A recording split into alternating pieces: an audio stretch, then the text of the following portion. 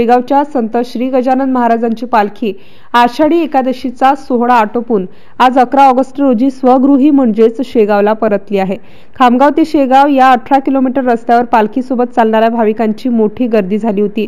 लाखो भाविक आज पालखीसोबत मोठ्या श्रद्धेने पायी चालत होते। गजानन महाराजांची पालखी पंढरपूरला आषाढी एकादशी सोहळ्यासाठी गेलेली होती। तब्बल 60 दिवसांचा आणि 700 किलोमीटरचा पायी प्रवास करत पालखी आज स्वगृही परतली आहे। भाविकांच्या चेहऱ्यावर सुद्धा मोठा उत्साह या निमित्ताने पाहावयास मिळत होता। लहान बालकांपासून ते ज्येष्ठ नागरिकांपर्यंत अबालवृद्ध नागरिकांनी श्रींच्या दर्शनासाठी एकच गर्दी केली होती।